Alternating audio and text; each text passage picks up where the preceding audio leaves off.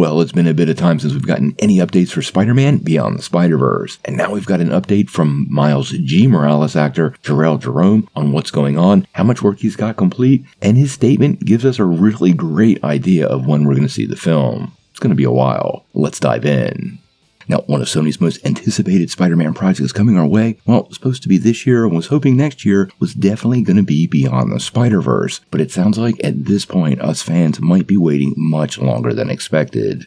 So, how did we get here and why are we waiting so long? As many of you remember, during the final scene of Across the Spider-Verse, Miles Morales returns home to try to save his father from dying in what they are calling a canon event. Now, following a very interesting conversation with his mother, Miles and the audience quickly realize that something really isn't right, and he's actually not in his universe. He's on the wrong Earth. Now, this is confirmed when his uncle Aaron, who died in the first Spider-Verse film, walks into the room. And then things get even crazier when we find out Miles G. Morales is the Prowler.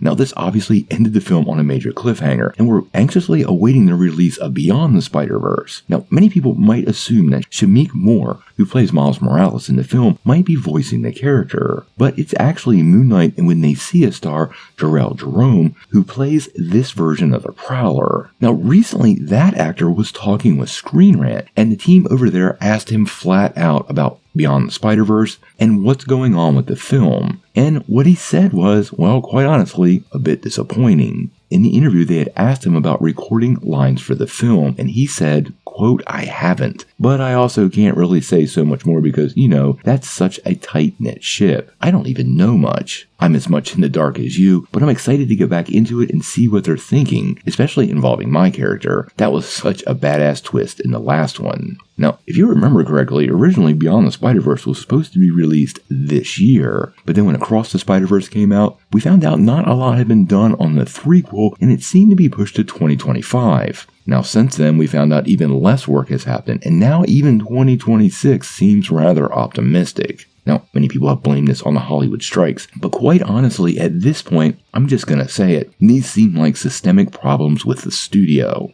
Now, recently we found out that Sony is finally putting the nails in the coffin for their live-action Spider-Verse. Most of the films either being box office disappointments or out-and-out flops. Well, that live-action end of the Spider-Man universe is going to close up shop. And recently they even said they were going to focus on this film, Spider-Man 4, and Spider-Man Noir. So the fact that this film is also behind schedule and not a lot is happening, well, it should raise some serious red flags. Typically, a lot of the voice acting is done very early in the production process, and if the Prowler, who's clearly going to be a big part of this third film, hasn't even recorded any lines yet, well, as a fan of the character and movies in general, this has me extremely worried. Often it takes about 18 to 24 months for one of these animated movies to come together, and that's animated movies that don't push the boundaries the way the Spider-Verse franchise has led the industry in doing. So if they haven't even really dove into the animation phases, which would be based on a lot of the voice work, well, that tells me this project is in much more trouble than we think. At this point, I don't know anything, but if I was making predictions, I don't think we're going to see it in 2025, unlikely to see it in 2026,